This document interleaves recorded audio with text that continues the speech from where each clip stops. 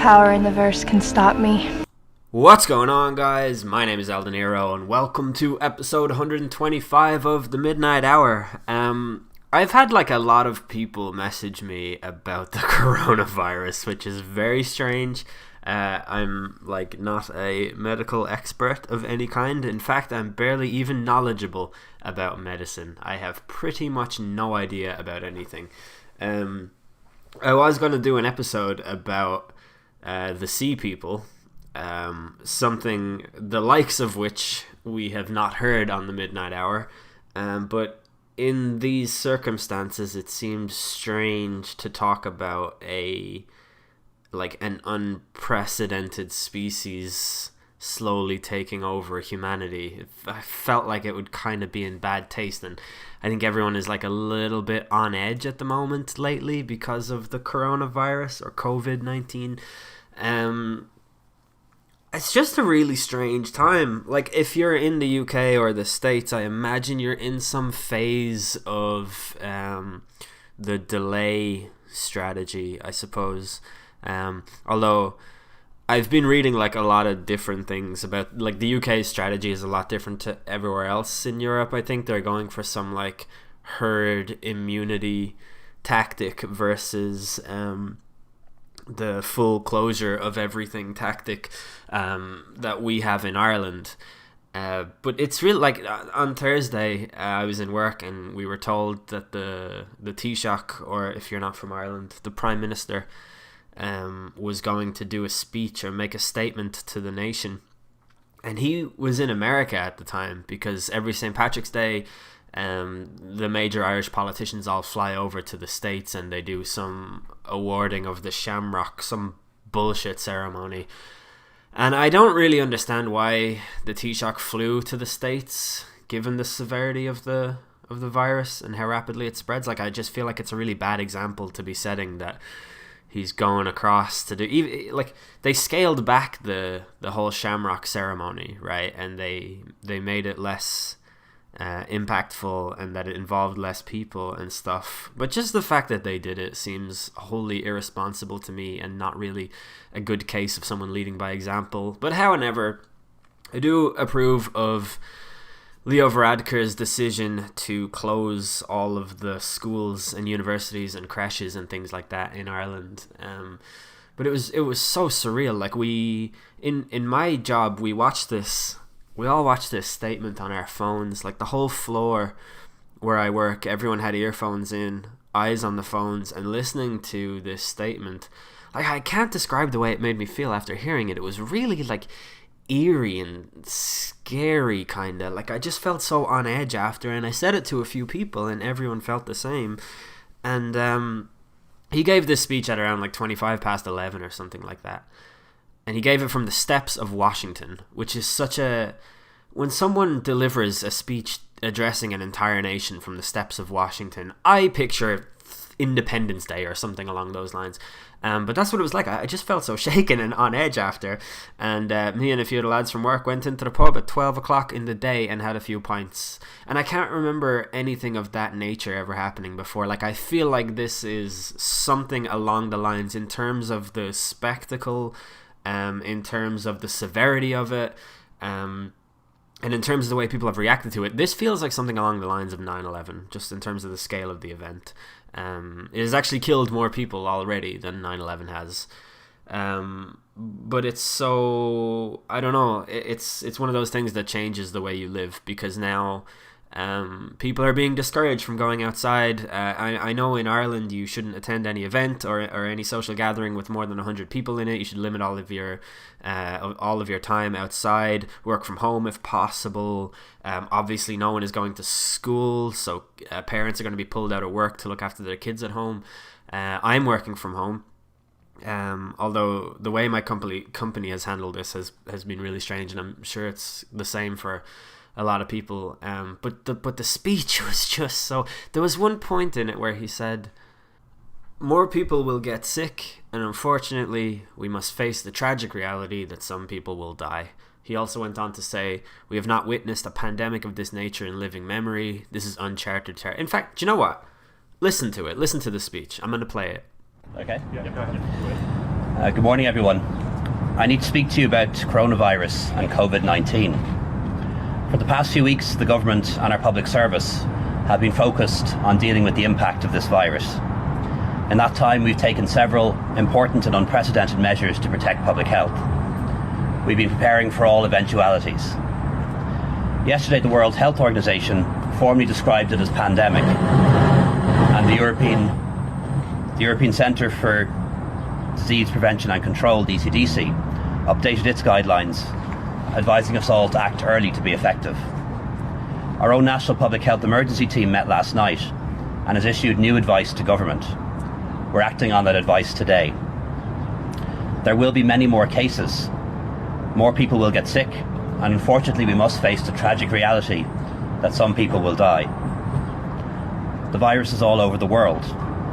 It will continue to spread, but it can be slowed. Its impact can be reduced, making it easier for our health service to cope and giving our scientists more time to develop better testing, treatments and a vaccine. It's important to recall that the disease effects will be mild for the majority of people, especially the young and healthy. But we know that older people and those with a chronic illness are at real risk, and we have a duty as a society to protect ourselves and above all to protect others, our parents and grandparents, our family and friends, our co-workers and neighbours. We have not witnessed a pandemic of this nature in living memory, and this is uncharted territory for us. We said we would take the right actions at the right time, and we have to move now to have the greatest impact. So from 6 p.m. today, the following measures are being put in place, and they will stay in place until the 29th of March. Schools, colleges and childcare facilities will close from tomorrow. Where possible, teaching will be done online or remotely. Cultural institutions will close as well. Our advice is that all indoor mass gatherings of more than 100 people and outdoor mass gatherings of more than 500 people should be cancelled. Arrangements are being made to ensure that everyone entering Ireland through ports and airports is fully informed and self-isolates if they develop symptoms. You should continue to go to work if you can, but where possible you should work from home. And in order to reduce unnecessary face-to-face interaction in the workplace, break times and working times should be staggered and meetings done remotely or by phone. Public transport will continue to operate. The shops will remain open, and we have plans to ensure that supply chains will not be interrupted. We need public and businesses to take a sensible, level-headed and responsible approach during this difficult time. Restaurants, cafes and other businesses can stay open, but should look at ways they can implement public health advice on social distancing. And as a general rule, outside of work, people should seek to reduce social interactions as much as possible.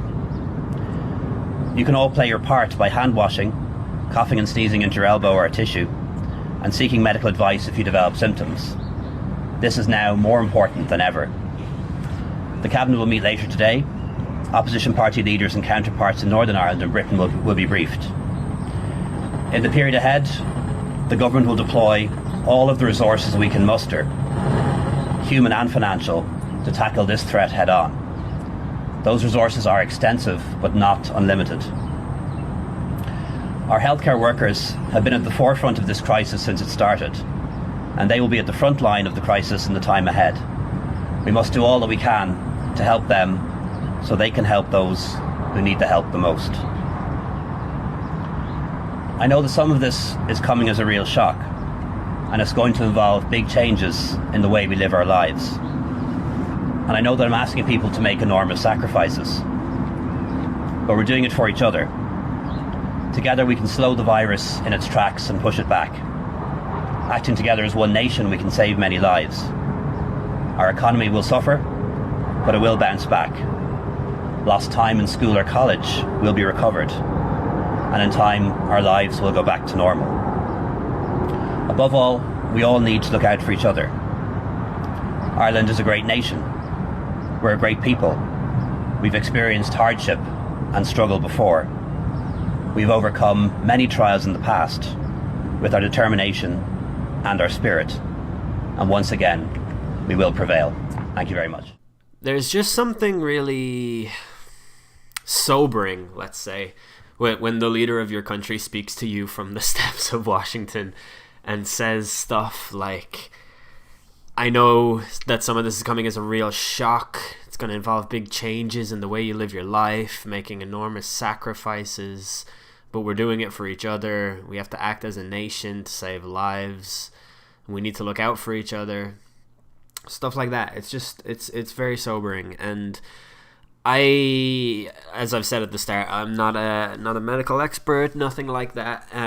When I first heard about this contagion, I thought to myself that the media is simply reporting facts, and people are taking the facts out of context and overblowing it, and that everyone is just a little bit too over the top, and that the people who are dying are all old and they already have underlying conditions, and so therefore it's not too dissimilar to flu, and like, that's not really actually true. This isn't like the flu at all. There are healthy people in their 20s who are getting killed by this virus. Now, that is not generally the case, but like, just because you're young and healthy does not necessarily mean that you're going to be fine. Some of my friends aren't taking anything seriously at all. They think that the measures put in place by the government are completely overblown and unnecessary and things like that. And at this point, like, we have to defer to the experts, right? None of us are biologists, let's say contagion experts, or like people who have I don't know, degrees in biology or whatever. Well, some of us are, but like the experts are saying this is really bad, it's unprecedented. They're also saying it's not even as bad as it could be, which is like a real shock considering how difficult it is just dealing with this one. But like, everything being closed down, like this quarantine, all of that stuff, like self-imposed quarantine, whatever, like, it just feels really strange. And I'm all for it, because my biggest concern would be that I get the virus and I unknowingly pass it on to an elderly person, or even like a person in my family who may not be healthy enough to deal with it or whatever. But I really, like, I would encourage everybody who's in their early 20s or late teens and they think that like this is not really that big of a deal, like, I would encourage you to, if you want to have that mentality, if you think it's not going to affect you if you get it, just consider how it might impact somebody in your family, especially at the rate that it's spreading. And it's been really interesting too to be able to just track the way that it's spread, because we've had so many high profile cases of it. Like, for example, the owner of Panathinaikos gets it, Mikel Arteta gets it from him, presumably more people in the UK will get it as a result of just the various Premier League footballers who have it. Like, Tom Hanks has it.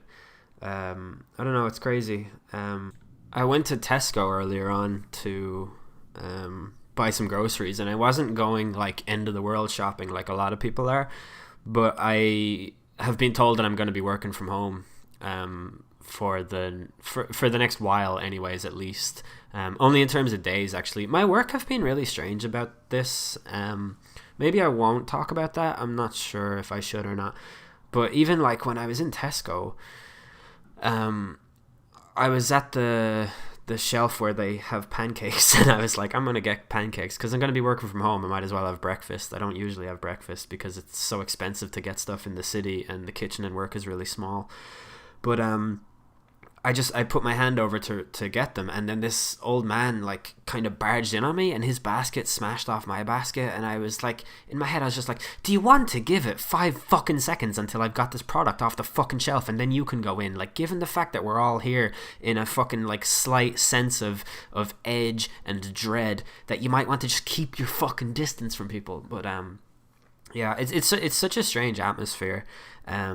Just the sense of isolation that you get from being in a self-imposed quarantine, it just feels strange, but it feels like, to me, it feels like the right thing to do. I basically will do anything to avoid transmitting this disease or this virus to a vulnerable person, and so like I'm willing to do the whole quarantine thing. I've seen like pictures of Temple Bar in Dublin from last night. It was as packed as ever, and it just feels like some people are just not going to, like, there are some people that are just not going to get on board.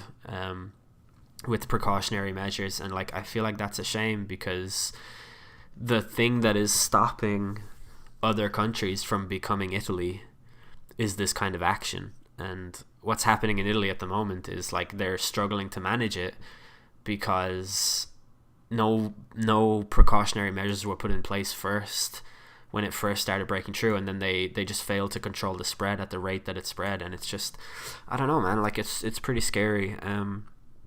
I don't really have an agenda here. I'm not an expert at all.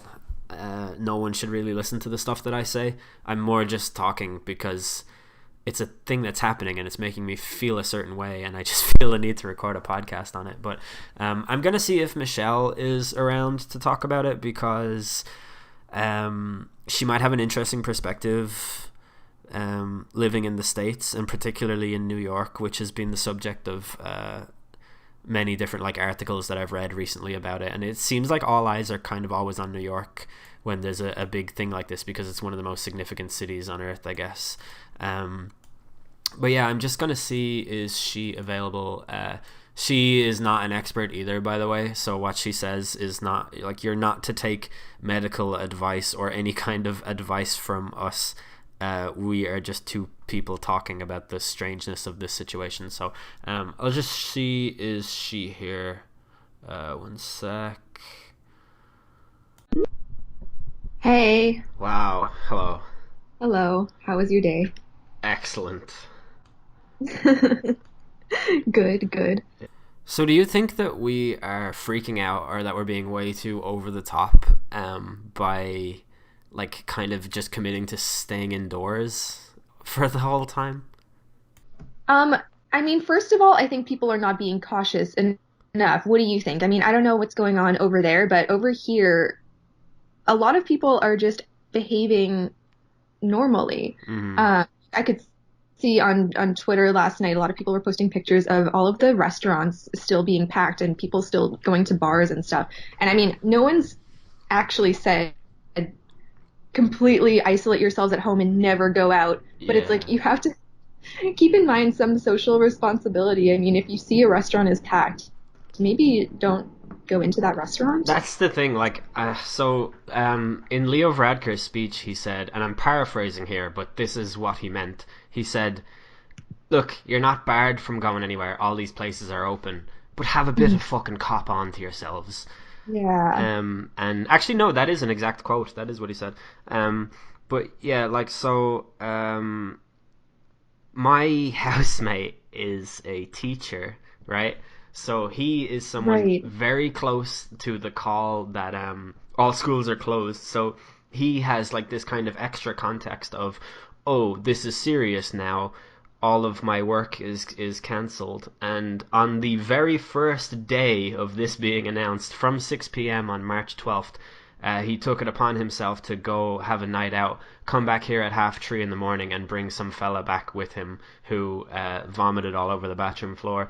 So, like, in my head, I'm thinking, you have just been told, like, to, cop on to yourself, and you go out to the pub and get trashed. And I think, like, when people are in pubs, like, they're like, all sense of your cautiousness goes out the window, because you don't care. Like, you'll saunter through a crowd of people to get to the bar. Like, yeah, I don't know, like, how clean are those glasses, and like all that kind of thing. I really don't like the thought of it. It makes me very uncomfortable. I haven't really been out. I went to the supermarket yesterday. There was a lot of people there, considering I went at 1 o'clock in the day on a Friday. Lots of people have end of the world notions, and they're stocking up on things, oftentimes in large crowds. Like, I don't know, it just feels really weird to me. And some of my friends don't even believe that this is happening. One of my friends said that the cancellation of the St. Patrick's Day parade was a national embarrassment. So, like, I don't really, like, I feel like I'm being heavily cautious, but I think it's because of people like this who are being the exact opposite way. Like, I have, like, no faith in not being heavily cautious if there are people out there who think that this is just the same thing as catching a cold. Yeah, I mean, I was reading this quote from an epidemiologist the other day. I can't even remember where I found it, but they're basically saying that if you are someone who is self-isolating and staying at home and trying to be cautious like that, and you have this sort of creeping suspicion that maybe you're overreacting and maybe you feel a bit silly, that you're, depriving yourself of normal things that you would normally do in your day-to-day life, like that's a sign that this social distancing is actually working. We should all be feeling a little bit silly and a little bit overly cautious. Yeah. And it's way better for us to be doing that and, quote unquote, overreacting rather than coming to a situation in what could be as little as a few days or a few weeks and really regretting not taking some of these preventive actions that we could all be taking right now. Yeah, yeah. Like the thing that I say to everybody is, look at Italy. Like there, that is us in a matter of days if we don't act now, and there is no reason why it wouldn't be. And the even worse thing is that Italy. So like if this were happening in the south of Italy, I think I'd be saying the same thing I was saying about 3 weeks ago, which is, oh well, most of the deaths are people who are old and have underlying conditions anyways, and this makes it no different to seasonal flu, just a slightly more aggressive strain of it. And most of the heavily affected areas are poorer countries like in the south of Italy. But it's not even in the south of Italy. It's in the north of Italy. It's in Milan. Like it's in the really rich regions of Italy where they have much better healthcare than they have in most of Ireland. And they have like martial law in place. They have military patrolling the streets. They have a ban on people leaving their homes for any reason other than to go to the pharmacy or the supermarket. And when you go to the supermarket, you have a limited amount of time when you're in there to get the stuff that you want and then leave. And they queue for hours to get in. Like Mm-hmm. it's serious over there, and that's not even getting into the fact that people are dying, and like that hospital staff are taking ill, and they have to leave, and then they have to get replaced, and they have to make decisions, between like, do we use this ventilator for this slightly younger person who has coronavirus, or do we use it to address this stroke victim who has been in here for 3 weeks since before the virus? Like, what do they do? And it's like it's an absolute mess, and the most like statistically advantageous route you have to avoid that is the shutdown and the social distancing and just having a bit of cop on and behaving responsibly.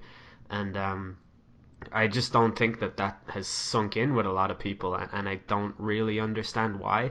Like the easiest way to appeal to people who are not capable of understanding mass statistics, which like it's really hard. Like if someone tells me like 1 million people have died over the last 5 years because of like fucking hippo attacks or something, in my head I'm going to be like, wow, that's really terrible. But proportionally, I'm going to be far more outraged by this fly that keeps landing on my fucking screen, and I just can't hit him no matter how hard I try, because like I just can't grasp the number that big. But if you say to somebody like, there's probably someone in your immediate family whom, if affected by this, like would be in grave danger, and I don't get why that's not sinking in with people. And no, it really isn't. And I mean, I have a friend as well. I mean, I'm sure we all have friends like this, but who say things like, "Oh, it's pretty much just old people who are going to die anyway." Well, actually, this same friend has a father who's a diabetic. I mean, there's at least, one person in everybody's family or one friend or something like that who is just vulnerable. Yeah. And I was listening to Sanjay Gupta on CNN last night, who was basically saying, we really need to start thinking about this, in terms of our own actions and how they affect other people. Like the things that I do affect you, Mm-hmm. and the things that you do affect me. So we have to be a lot more conscious in everything that we do. We have to be very conscious of our environment. I mean, if you are one of those people that's going to a restaurant, how are you holding yourself? Like, where are you putting your hands? How often are you washing your hands? Like, we all have to be thinking of these really, minute details that we didn't think of before. And I mean, the easiest thing to do is for everybody to just stay home as much as humanly possible. And for some people, that's not an option. I mean, if you have to work outside of the home, then yeah, you have to, go do your job. But if the rest of us who are more privileged can, hang back a little bit and like, take that out of the equation, like take ourselves out of like the potential virus pool, then it's going to like flatten the curve a lot more. Yeah, I love the flatten the curve term because I've started using it as if I've known it all the time. Like I'm such an expert on this. Like flatten the curve, man. It's obvious. But like when you see that the graph that the famous graph Yeah, going that's around, it makes so sure. much sense. Like it's so clear as day and just so obvious that I don't understand how people are not really getting it. There's a big concern I have, right, is so apparently in Ireland, obviously we have already announced the shutdown of schools and universities and crashes and social or sorry cultural organizations and things like that. Apparently on Monday, I don't know if this is like one of those WhatsApp things that gets posted around because someone made it up, like how the Queen is going to die every second Sunday or whatever. But apparently we're going to have an announcement tomorrow about the suspension of air travel and the closure of pubs, which is even the thought of that. Like I feel the urge to go to the supermarket right now and buy an awful lot of alcohol. So that's Yeah, that's I'm gonna put on so much weight because of this quarantine thing. Do you know that? That's like I was talking to my friend about that. Like, I actually have been losing weight. I feel like there's two different responses to this, where like people either sit at home and eat everything, or people sit at home and completely forget to eat anything. And I'm in the latter category. you are Um, ridiculous. What? How do you like? So if you're, what do you do all day if you're not just eating? I ate like 6 squares off an Aero so bar I earlier, and I had just finished a pizza. I wasn't even hungry. I was just so fucking bored. That's crazy to me. Like, it just doesn't even enter my mind, really. I mean, I have had like half a bagel today and a protein shake. And I mean, like thinking about it right now, like actually, yeah, I am pretty hungry, but like Yeah. I don't know. Like when I don't have a plan going into these things, I mean, normally when I am going to my office for my job, like I've meal prepped and I've thought out in advance, what am I going to eat? Like, how am I going to make my lunch? What snacks am I going to have throughout the day? Hmm. Um, and now, like, I don't know. I guess all of that goes out the window when you're working from home constantly. And like, you just think like, oh, well, I have so much food available. Like, I'm not going to go hungry, but you just forget to eat. Wow, I cannot relate to that in So any way. I really lost 3 pounds of you. Like, I know I think I've definitely gained like I got this thing on my phone that my phone just started counting my steps quite recently, and oh, no. I like at the end of every day I'm like, wow, like geez, 3,000 steps, like all I fucking do is walk to the bus stop and back and then to the pub next door to my work for lunch. But I've done like 2.6 kilometers, and today I've taken 144 steps. I've gone up the stairs, then down the stairs, then upstairs, then down the stairs, and I'm actually, etc. I'm happy that it was 134. That's great. Yeah, it's Like, really good, isn't it? Like considering I haven't left the house, that's like a lot of steps. And you know what? I didn't even have my phone with me for a lot of the day, so it might even be yeah, so more. it's Yeah. yeah, yeah.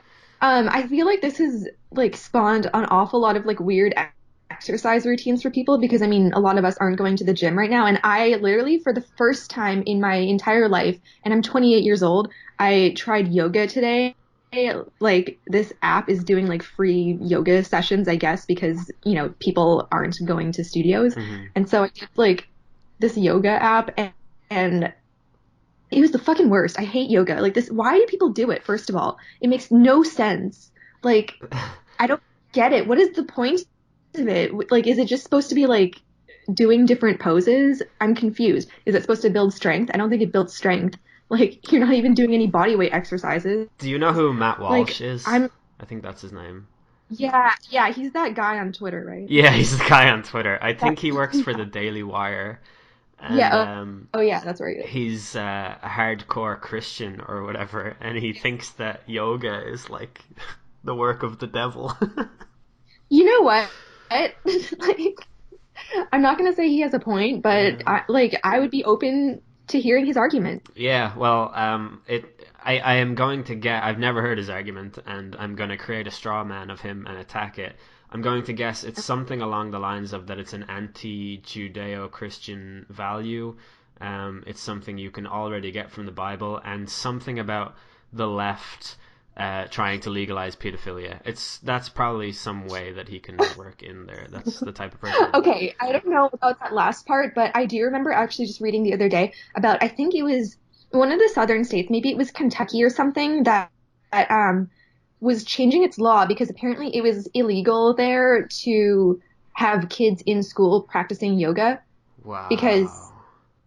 I guess like if you say like namaste, like that's considered a prayer. I mean, Fuck's sake. I'm not really sure about like, the roots of yoga or like how it relates to religion at all. But yeah, I guess like namaste was considered something that like wouldn't, have your Judeo-Christian values and therefore should be illegal. So now I think they've changed the law where Jesus. um like the kids can do yoga in schools, but like they're just not allowed to say namaste. It's not going to be long before somebody in a red state gets shot because they said "c'est la vie" or something. I don't know. Hey, check this out for a segue though. Yeah. This is really good. So obviously, people who think yoga is satanic are the worst. In Yeah. terms of the coronavirus, what are some of the other worst people in the world saying? That's a good segue, isn't it? That is a good segue. Definitely the worst people in the world right now are the ones. Okay, actually, there's several categories of worst people. I'll tell you like the one that, is really grinding my gears today. Um, the worst people are the ones who are seeking to take financial advantage of this crisis and who are buying massive quantities of hand sanitizer and cleaning supplies and then price gouging people and trying to sell it on Amazon and eBay. So those are the Yeah. absolute worst people. I would say like the second worst people are the ones who are like, first of all, doing like absolutely nothing in terms of like preventive, actions and are focusing more on how apparently coronavirus was manufactured and is a bioweapon or was created by the CIA or something like that. Yeah. Just mad, outlandish conspiracy theories that, I mean, first of all, like, we have way bigger fish to fry right now than like worrying about like the details of like, like where the virus came from. Like, we need to deal with it right now. And, second of all, like, what are you talking about? A bioweapon? Like work that hard to like, come up with like a logical reason where that came from. I mean, like it came from a wet market in Wuhan. Like, I mean, is this not sufficiently established? You can tell that it's a real virus because whenever you see news reports on it, the graphic they use in the background is the microscope image of the virus. And every time I see that, I think to myself, like, does anyone get that when they look at it? Am I supposed to look at that and be like, oh, Jesus, that's quite a lot of coronavirus there in that image? It's so fucking strange to me that that's what they use. Show a fucking person with a face mask on, like show an empty train carriage. Why are you showing me the biological fucking details of? Oh man, it's so I fucking. would say in our defense, like in the media's defense, we are running out of images to use. Ah, fair. We also, I mean, one thing that we have been trying to be really mindful of at my work, where we're like actively writing articles and stories about coronavirus, is when we're using images of people to not play into unfair stereotypes or Hmm. just like without any reason using a picture of a Chinese person to demonstrate like the virus, like it's just going to play into people's biases and prejudices. And it's, Now someone we is don't, gonna leave a comment saying that's the problem with the mainstream media. They won't report the truth. They're yeah, afraid of hurting people's feelings. Fucking yeah.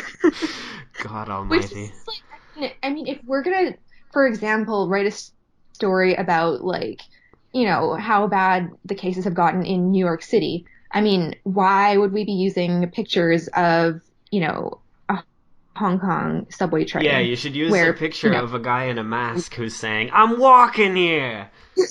That's the only way to. On a serious note, the whole thing about it being like it's the Chinese. The Chinese are at it again. They didn't kill enough people with SARS. Now they have to come back with. This is fucking mental. I actually cannot believe the number of people who are just quite happy to point fingers at the Chinese and say it's always the Chinese. Like it's not true at all. People are only thinking about this because of SARS, right? Like that's the only thing that I can think about in the last while that's even come from Asia. Like I know that you were saying to me, like there was like Zika, Ebola, like AIDS is another one.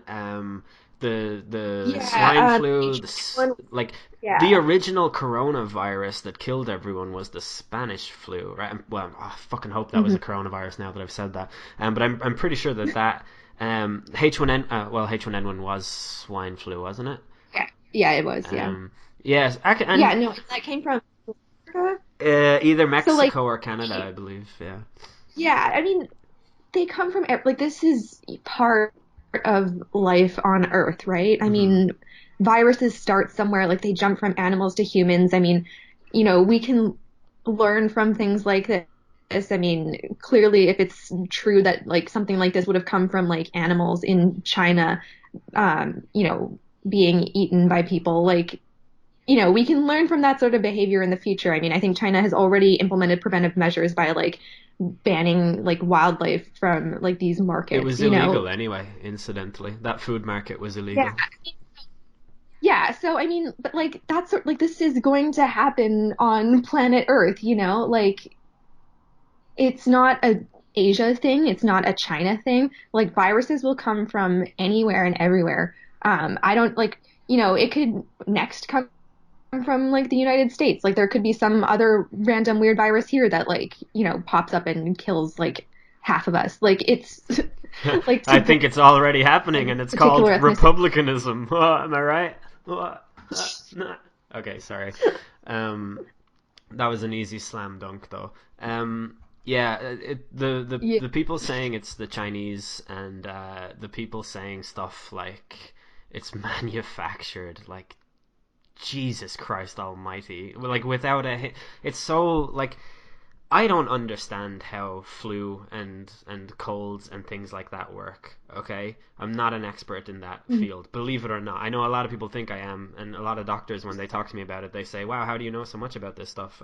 I get it, but when I don't know something, I defer to the experts, and I Yeah. tend to trust them. And in order for this to be some kind of manufactured thing, you have to have every single expert around the world saying, like, have they all been paid by the Chinese or the CIA or whoever is supposed to have manufactured it? Like, is that how it works, or what's the? Yeah, yeah.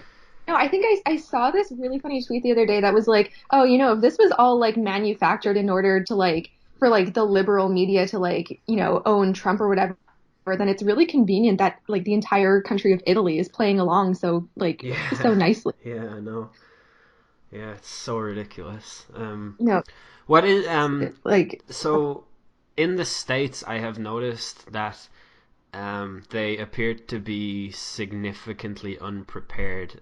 Going back to the gutting of the CDC's pandemic response fucking budget. yeah. Um, like for starters, there was another thing that 2 years ago the head of like I forget the fucking title now, but it was like the guy who was like the chairman of pandemics or something like that in the CDC. He like stepped down 2 years ago and was never replaced. Or God, I'm so Yeah, terrible at. I usually have facts when I talk about stuff. I only read this like an hour ago, so I didn't think I would need to look it up again, but clearly I do. I listened. Yeah.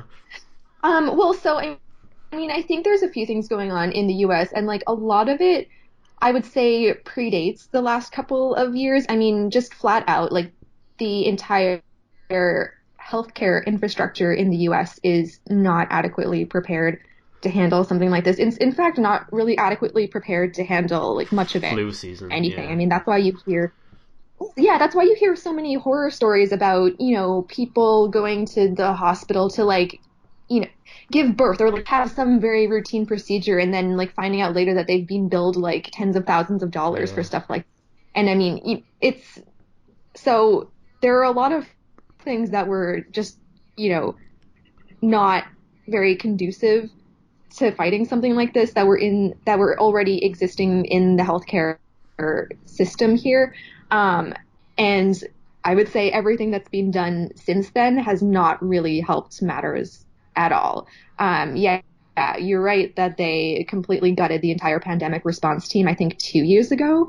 And that was like right after Ebola was a huge thing. And so they were, set to work on exactly how to combat the next big pandemic. And look what happened. Yeah. So yeah, there's a lot of things that have sort of gone wrong. It's been sort of a perfect storm of factors that have now, given way to this really frightening sort of situation that we have here. Yeah.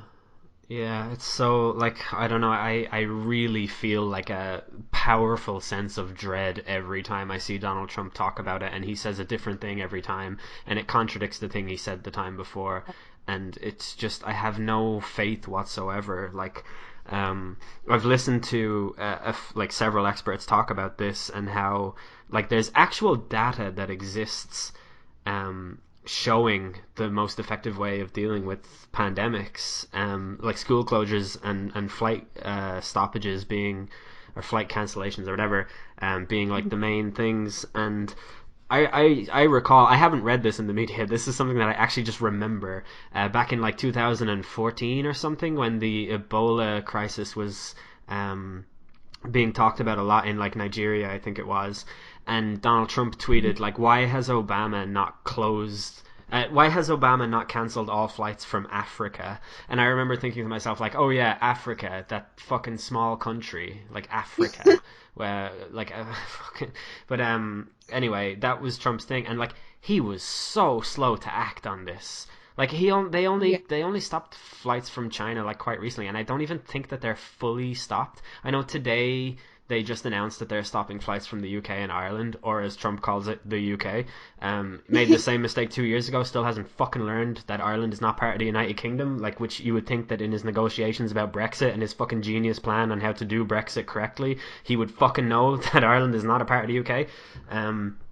But yeah, like he has been like just so terrible at everything, and whenever he does communicate about it, it is very often lies, and I know it's just crazy, and I just can't believe we're gonna have another 4 fucking years of this. And, Yeah, well, so I mean, it's really like it really shows you exactly how dangerous that his constant untruthfulness has been. I mean, even when you like think of like the more innocuous lies, like talking about things like, oh, like his crowd sizes that are like obviously vastly exaggerated. I mean, all of that stuff sort of adds up over time. And so now says, when he says things that are actually really important for people to hear and things that he says that are truthful, I mean, no one believes him. yeah, Like, he's completely blunted the impact of everything and anything that he could say about this because it's just, you don't know what to trust at all. yeah, I know. There's only one thing he's ever said that I really believe, which is that he's in completely perfect health, and that his doctors were amazed at how healthy he was. That's definitely true, I would say. Yeah, did you hear that he got the coronavirus test apparently? Yeah, yeah, yeah. He only took it today, though, right?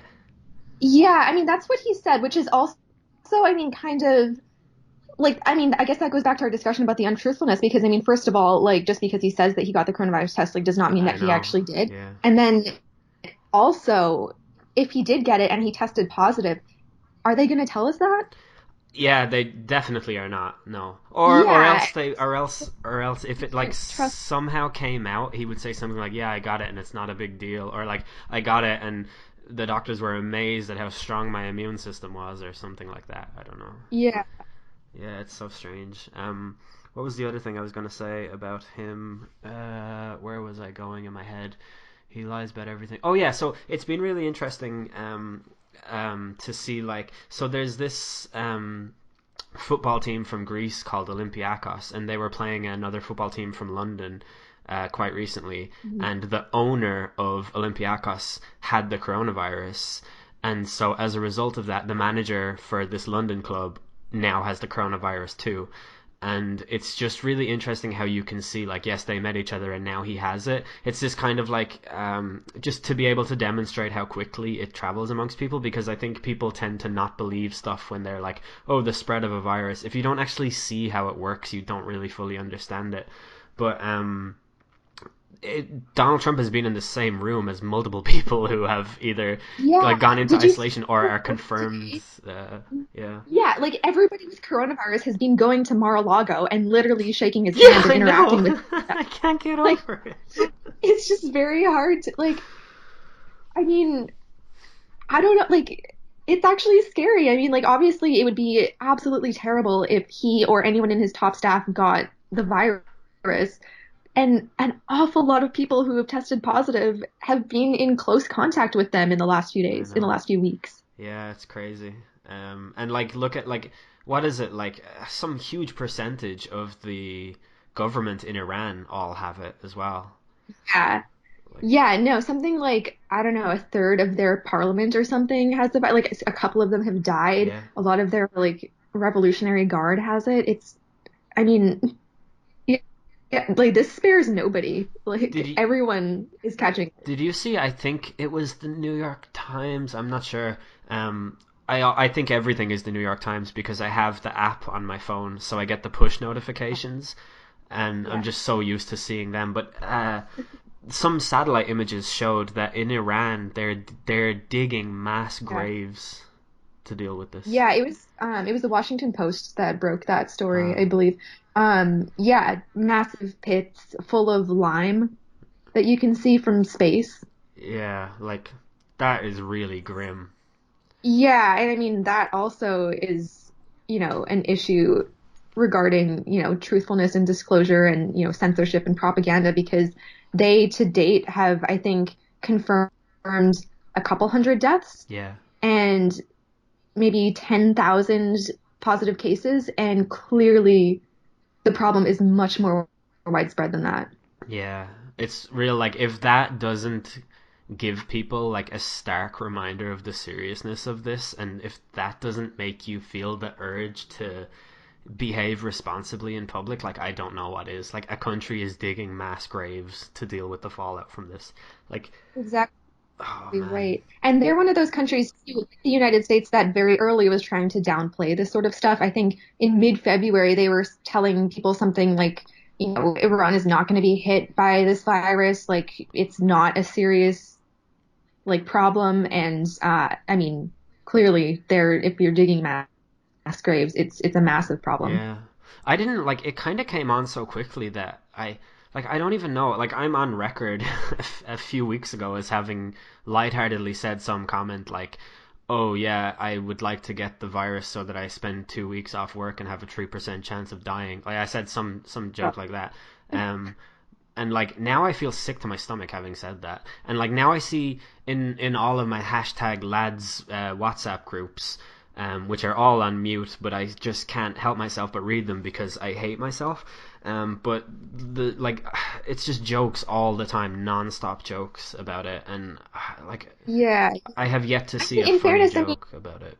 You know? well, we haven't really seen like I mean, at least in the Western world, like people in like your generation and my generation, like we haven't really seen something like this. I mean, yeah, sure, I got swine flu in 2009. That wasn't really like a big deal to me. Like that to me, I kind of treated that as a joke as well. Like I remember going to the hospital and thinking, haha, it'll be so funny if I test positive for swine flu. And then I did.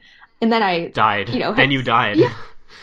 yeah, no, they had to like put IVs in me. They had to give me like crazy antibiotics. I mean, it clearly was a serious illness, but it wasn't as widespread at the time, and it definitely wasn't as widespread in like the parts of the world that I was living in at that time. So, I mean, I guess we just haven't really been conditioned to think about how serious this can get. And whereas you look at countries like South Korea and Japan and Singapore, and they all know how serious this is because of SARS.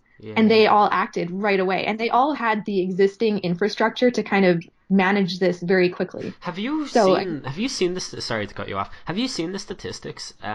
So like SARS only killed like a few hundred people, right? But swine flu killed anywhere between 150,000 and 500,000 people. And experts reckon that this is way worse than swine flu. Like they reckon that the number of fatalities is going to be in the millions.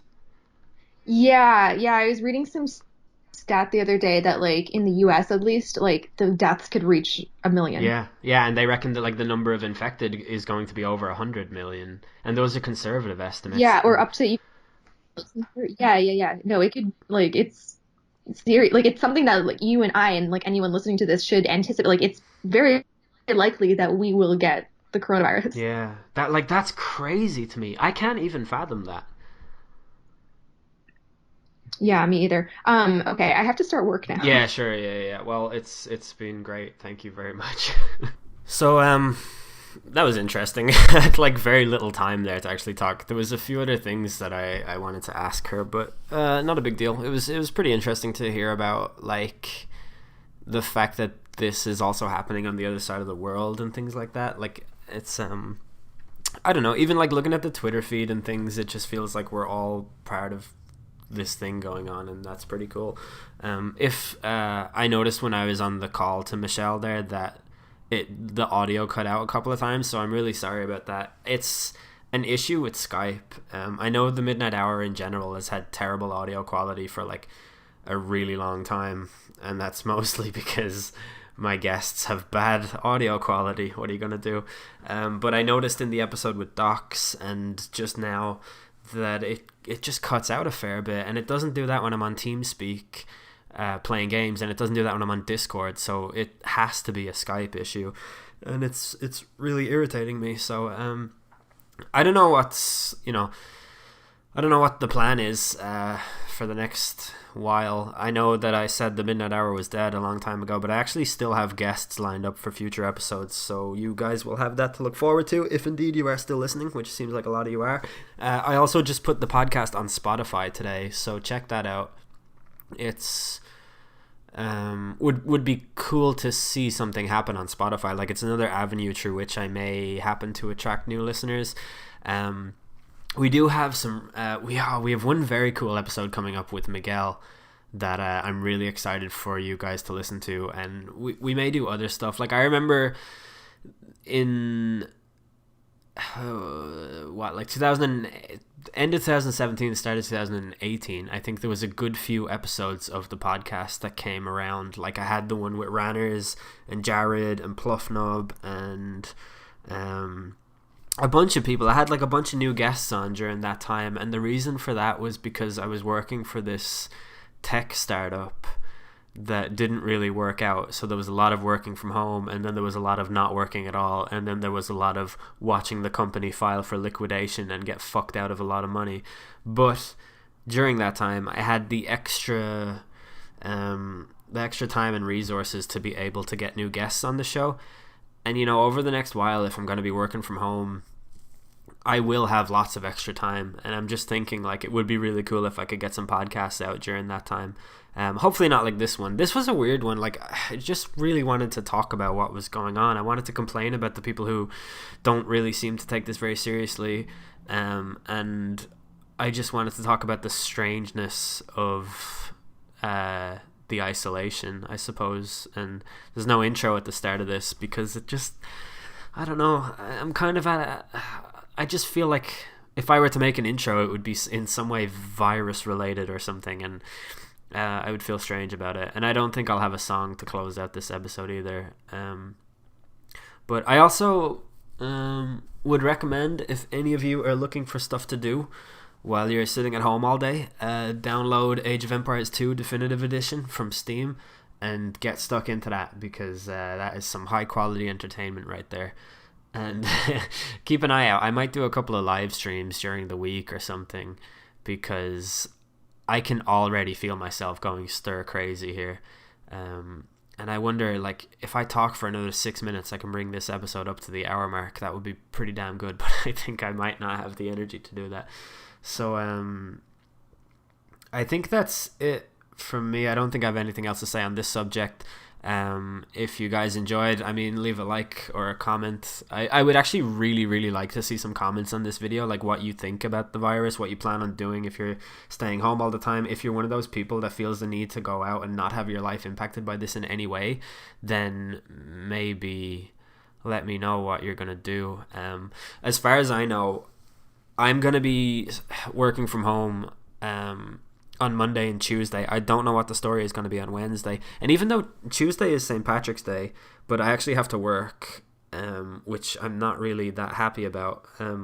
But then my work haven't really made it clear whether or not we're to stay home. But I think the government are due to make a statement tomorrow, and most people seem to think that extra restrictions on on social gatherings are going to come into effect. And if it's true that the pubs are closing and stuff like that, I just think like we're gonna start seeing some empty streets, and we're going to be more encouraged to work from home. The only thing is, in my job, I actually can't work from home the whole time because some of my job involves collecting physical documents, and I don't know if, like, I don't know, maybe, see, I work in the funds industry, and in some of the terms for some of the funds that I deal with, it's a requirement that trades be received in their actual physical document. Like, people have to send in a letter with 2 signatures on it.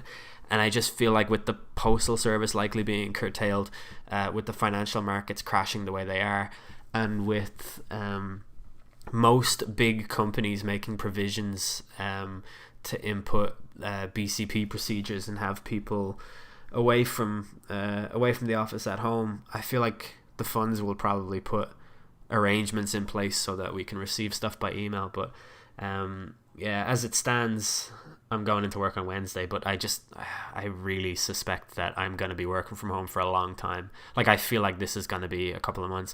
I have some travel arrangements over the next few months as well, and honestly, I am pretty pessimistic about those. I don't think I'm going to be going anywhere for quite a long time. So, like, I don't know, what can you do? It just feels strange. I remember I was at this, I went to see Brian Fallon play in, what's that venue on Abbey Street called? In the Academy. Last year it was, 2019, I'm pretty sure. Or was it the very end of 2008? I think it was February 2019, you know. But I went to see Brian Fallon, and the support act was Craig Finn, who many of you may know as the lead singer of The Hold Steady. But he was actually awesome, and he told this story. One of the songs that he played was about this experience that he had on 9/11, where his buddy owned an apartment in Manhattan, I think it was, and from his apartment they could see the tower on fire, and it was like 9 o'clock in the morning or whatever, and they went up to the roof of his apartment building, and they just sat there and looked, and like they were in complete silence, and then one of them just went down to the apartment and got a case of beer from the fridge and brought it up, and they just sat there drinking beers at 10 o'clock in the morning or something, and that was their response to it. And like, that's how I felt on Thursday. I know it's like such a strange thing to say, like I know that it's different, but like it's not really different in terms of it's a huge impact on your life. It's a lot of death, and you feel like your family is in some kind of danger. It's just that this time it's not terrorism. It's like it's a virus or whatever. I also am really not a fan of people who say stuff like, "Oh, it's Mother Nature's way of culling the herd." Like, shut your fucking face, would you? It's such a fucking stupid way to look at it. But yeah, I think I feel like there was one other thing that I wanted to say. Like I feel like I've left for the airport and that I'm forgetting something. That's how I feel hovering over the stop recording button here. Anyways, I think we'll just leave it. Hopefully look out for more podcasts in future. Podcast is now on Spotify. Check that out. I will have a kind of pilot episode of noise pollution, my ill-fated, never ever made music podcast coming up. I have basically got the whole thing ready. I just don't know if I'm going to start a whole new podcast, or if I'm going to just have it be like a kind of a video essay, or if I'm going to put it as an episode of the Midnight Hour. I really have no idea, but that is going to be coming your way at some point soon, so we'll talk about that then at the time. All right.